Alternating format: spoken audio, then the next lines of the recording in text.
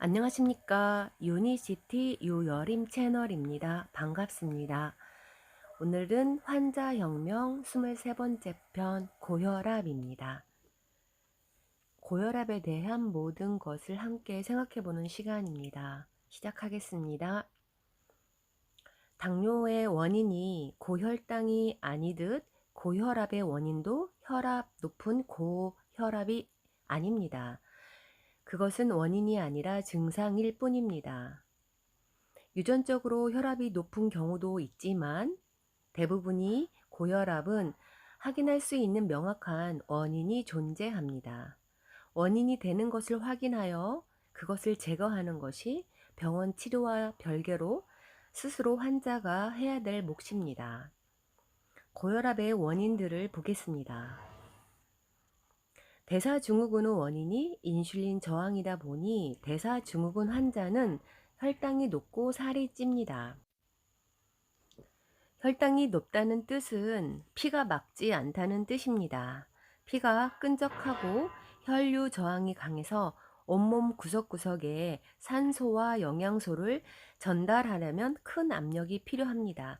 자연히 혈압이 올라갈 수밖에 없습니다.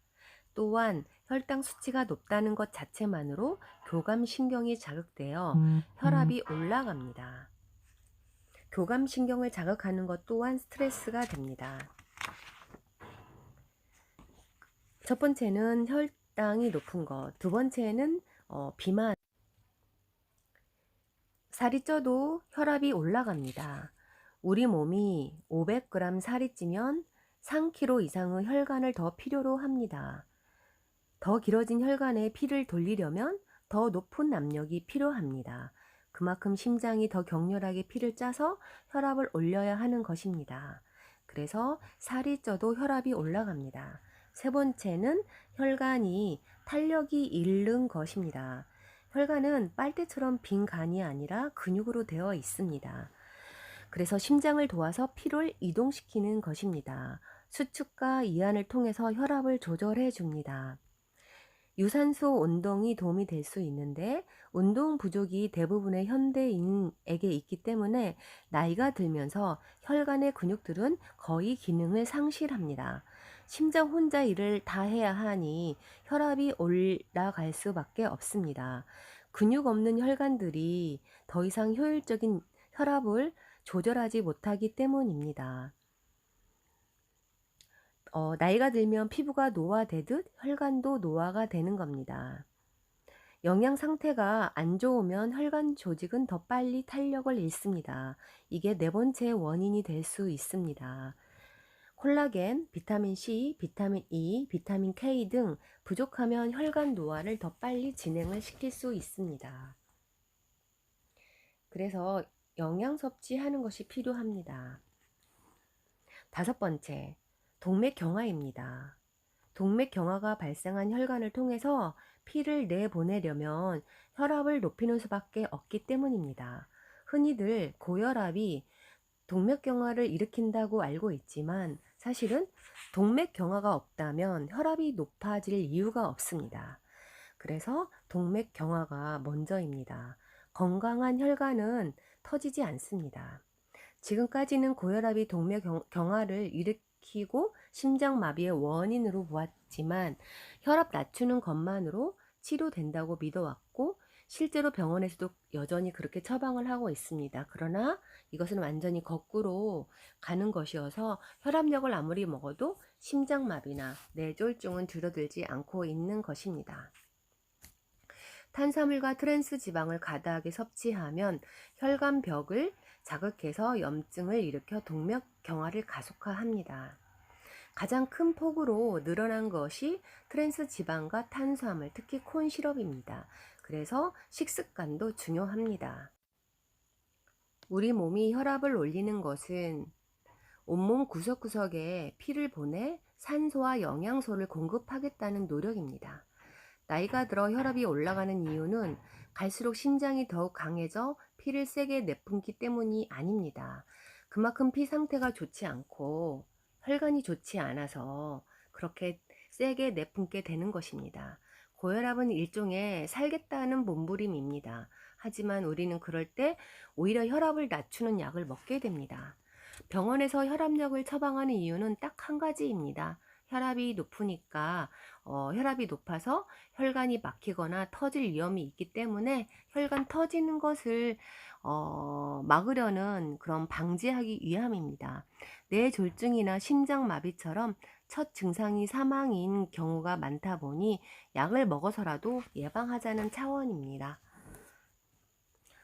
하지만 사실은 높은 혈압이 문제가 아니라 동맥경화가 문제라는 것입니다. 동맥경화로 인해 부서져 나온 혈전이 심장에서 막히거나 또 뇌에서 막히거나 그러면 뇌졸중 이런 원인이 됩니다. 혈압약은 혈압을 떨어뜨리지만 대표적인 방법이 심장 근육을 못 뛰게 막는 것입니다.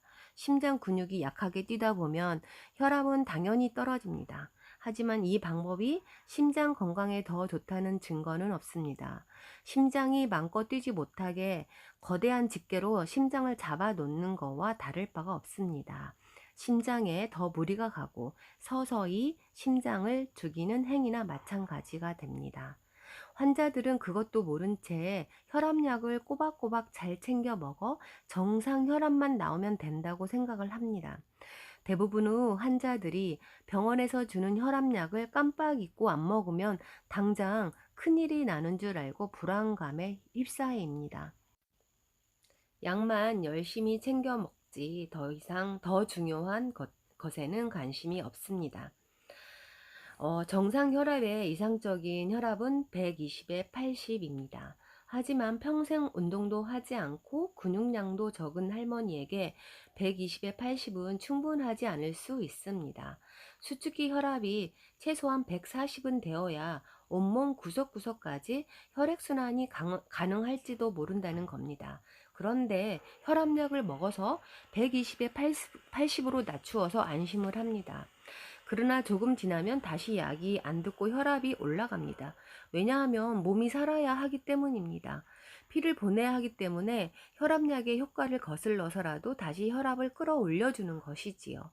그러면 병원에서는 또 약의 개수를 늘리거나 종류를 바꿔서 혈압을 끌어내립니다.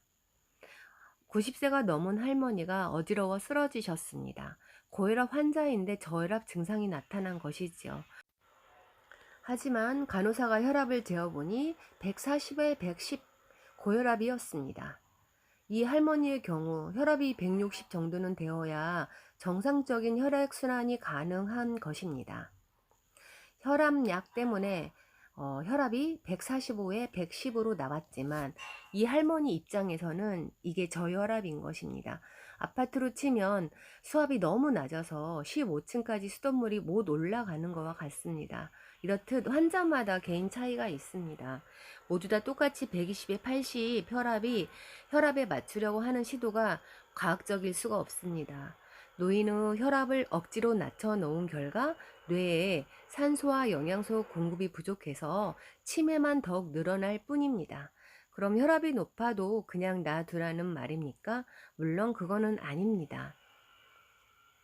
단순히 혈압약을 먹어서 혈압이 떨어졌다고 해서 안심할 수 없다는 의미입니다. 고혈압 환자의 95%가 1차성 고혈압입니다.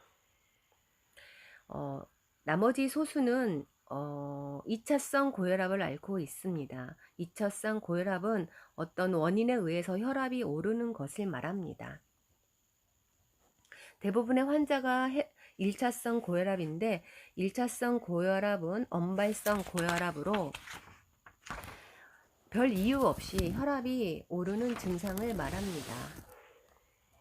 유전적인 영향이 크다고 할 수 있지만 유전적인 원인이라기보다는 위험 인자일 뿐이고 가족력이라 말할 수 있습니다. 동맥경화의 진행을 막아 혈관을 튼튼하게 해주고 피를 맑게 해주는 게 먼저 우리가 해야 될 일이라 하겠습니다. 그러나 말처럼 쉽지는 않습니다.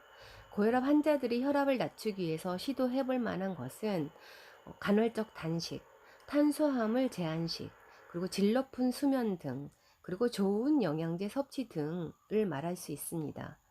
흔히들 포와 지방과 소금을 피하라고 하지만 오히려 별 문제가 되지는 않습니다. 미국 심장협회가 있습니다.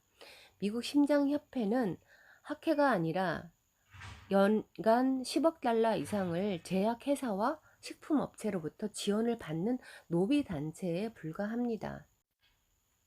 물론 심장협회와 입장이 정면으로 대치되지만 코코넛 오일이 위험하다고 하거나 여전히 버터보다 마가린을 권하는 미국 심장협회는 신경 쓸 필요가 없습니다. 도움이 되는 영양소들로는 칼륨, 마그네슘을 꼽을 수 있는데 칼륨은 혈관을 이완시켜 혈압을 내려주는 검푸른 잎채소, 콩, 감자, 아보카도, 버섯, 바나나, 호박 등에 있습니다. 마그네슘은 심장 건강에 기본이 되는 영양소입니다. 주로 근육에서 필요로 하는데 전체가 근육으로 이루어진 심장은 다른 근육에 비해 20배가 넘는 마그네슘을 필요로 합니다. 그리고 비타민 K2는 동맥 경화를 예방해 심혈관 질환을 위험을 감소하고 사망률을 감소합니다. 강력한 항산화제 비타민 E도 암과 심장마비를 예방하는 데 도움이 됩니다. 콜라겐과 비타민 C도 혈관의 연결 조직을 튼튼하게 유지하는 효과가 있습니다. 혈압약을 장기 복용 시 부작용도 함께 늘어납니다. 대표적인 것이 역류성 식도염, 치매, 관절염 등입니다. 혈압약을 통해 예방하고자 하는 심장마비나 뇌졸중은 줄지 않았습니다. 뇌출혈은 줄었지만 뇌경색은 증가했습니다. 사망률은 줄었지만 응급조치와 대응이 발전했기 때문에 그렇지 혈압약 덕분은 아닙니다. 그래서 등장한 것이 콜레스테롤 이론입니다. 콜레스테롤이 모든 죄를 뒤집어 쓰고 콜레스테롤 저하제만 더 추가되었을 뿐입니다. 이상 오늘은 고혈압에 대한 원인과 혈압이 높다라는 그런 증상에 불과한 숫자에만 집착하지 말아야겠다는 그런 새로운 시각을 갖게 되었습니다. 이상 오늘은 고혈압에 대해서 말씀드렸습니다. 감사합니다. 다음에 또 뵙겠습니다.